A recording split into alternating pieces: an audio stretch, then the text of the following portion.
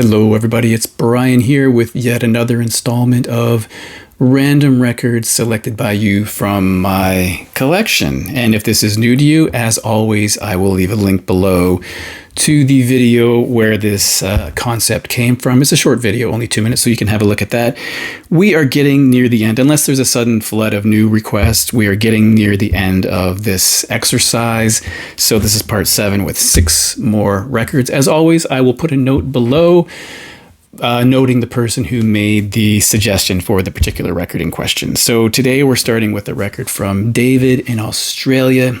His channel is Vague Rant 100, so VAGUE and then RANT, Vague Rant. But I guess we're supposed to say Vagrant.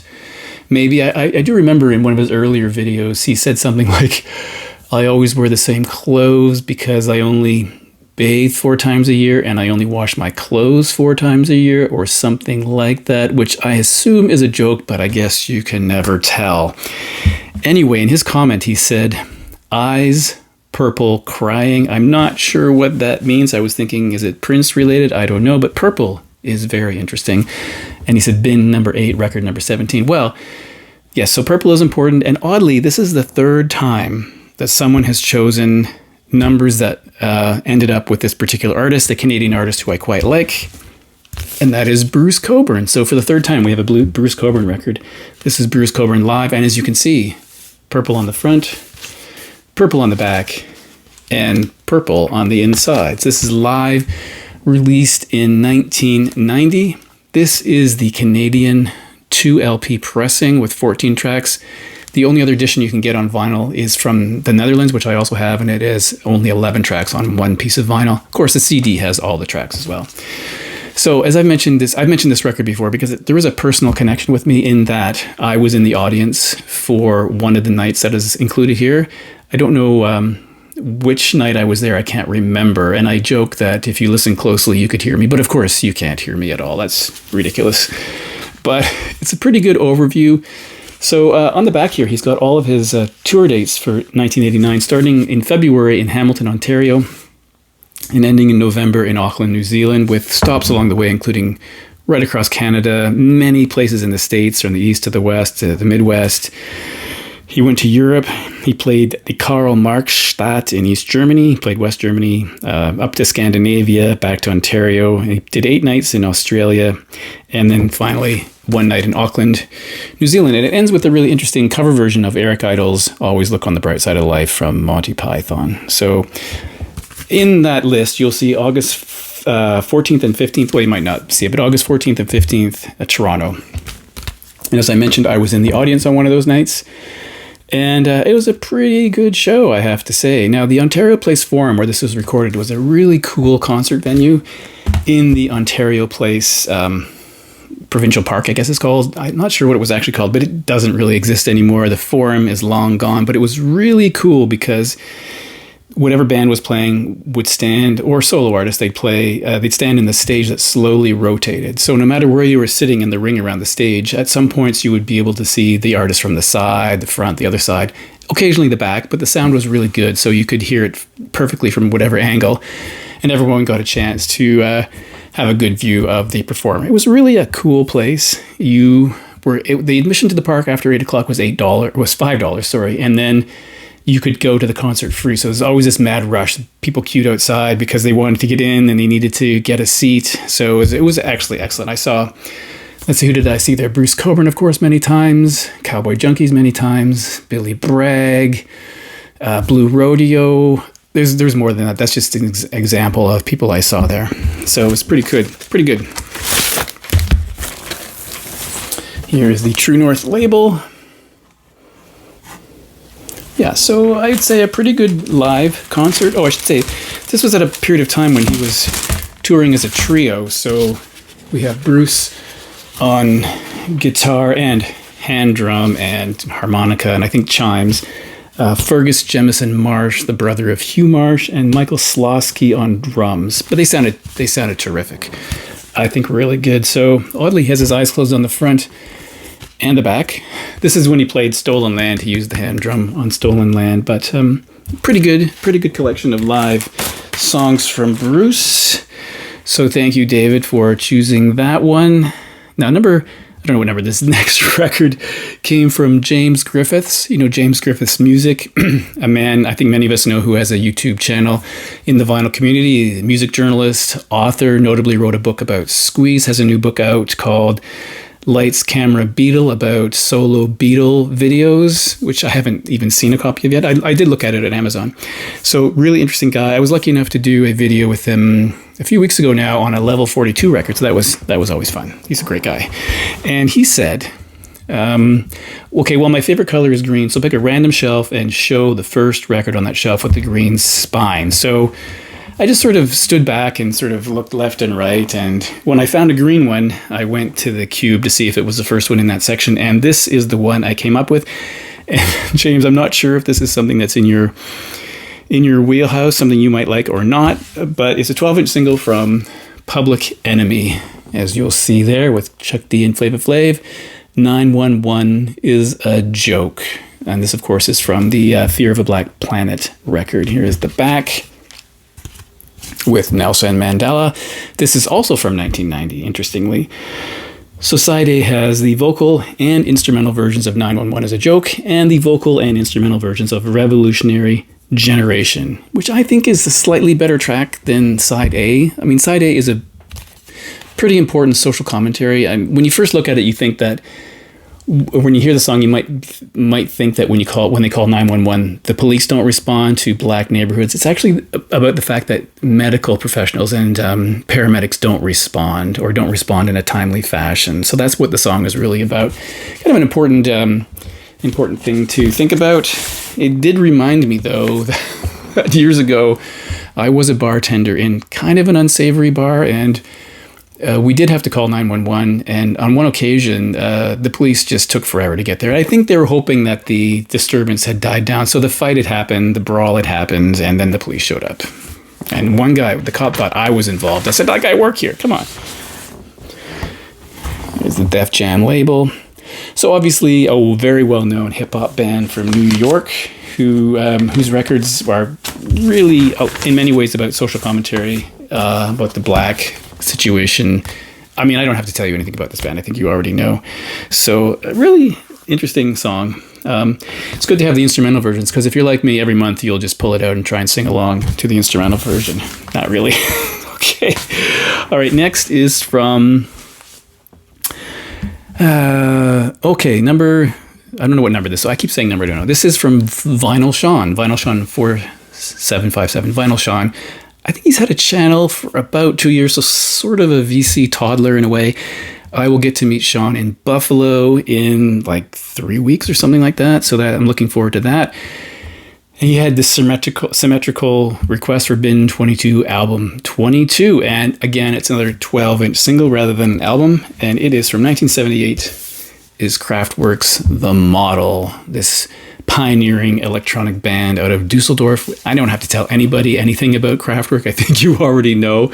The Model is a fantastic song. So that's from the Man Machine, and the flip side is Computer Love from the Computer World album. These are the English versions, of course. I do love this image of a computer because it does remind me of the first computer I ever used. That's going to make me sound really old, but in a computing class years and years ago. What a great song, though. 1978, if I forgot to say it. I will show you the label, if I can get this out of here. It's this yellow 45 RPM. There's The Model. And Computer Love. Excellent tracks. They sound great. So that was a good one, Sean. I do love Kraftwerk. All right, moving right along. Next is from... well, a man I met for the first time last year at the Buffalo party, drove with him down from Toronto, hung out with him quite a bit, and we're going to repeat that process with, oddly, another person in this category, or in this group of records. So this is David Atkinson. How would I describe him?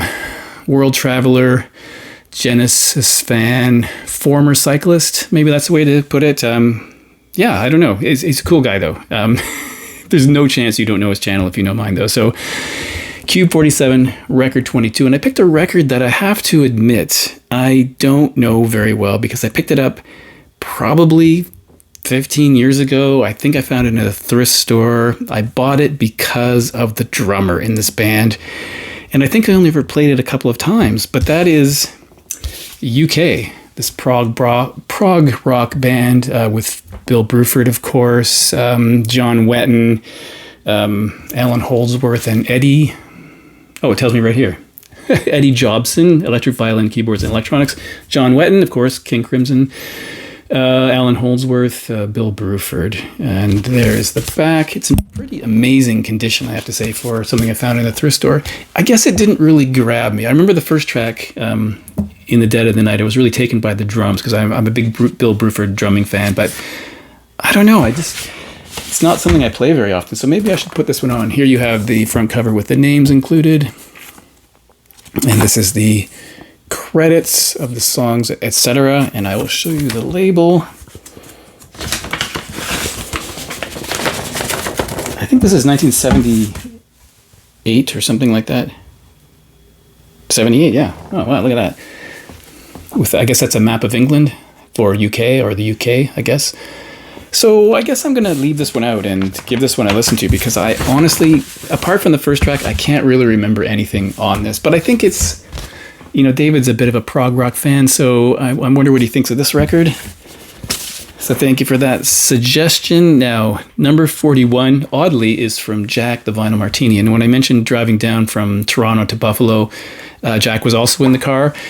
Not only that, Jack was in Boston the year before. So I think I've spent probably 40 hours in a car with Jack. So a guy known for the best hair in the VC, maybe the best voice in the VC, maybe those two things together. And he said Bin 22, record number 7. And I picked what I think is a record that was a little bit of a commercial disappointment. The second record from the Knack called But the Little Girls Understand. And this is a strange record to me because, like many people, I was really taken with Get the Knack. I thought it had a lot of energy.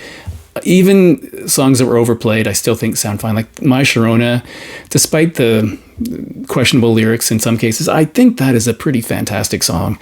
And, Good Girls Don't. I think that's a really good album. This one, I remember the first time I heard anything from this record, I was in a car and they played the first track, Baby Talks Dirty. And when the DJ introduced it, he said, around the station, we're calling this My Sharona Part 2. And I guess I can see why. It's like a carbon copy. And I remember Doug Fieger, I read somewhere that he said, if we'd released this record 10 years later, people would have said, oh, we've gone back to the earlier sound. But because it came out right after, it just sounded like a carbon copy.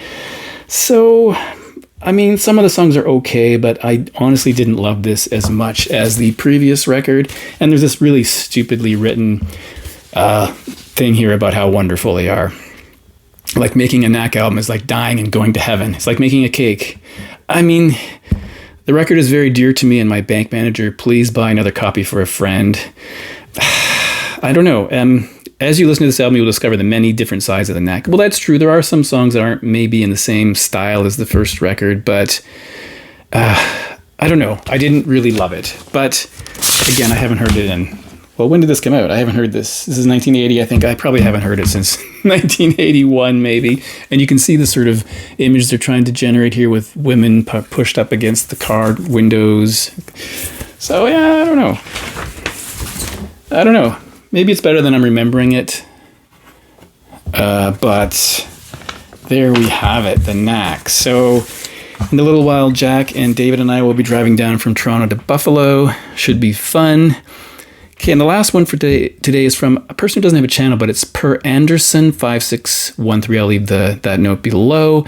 He said Bin 3, record number 9, and this is an album that I played to death when I got it back in 1989 or early 1990. This came out in 1989, and I haven't heard it in probably 30 years, but I think it's a good album. This is The Beautiful South.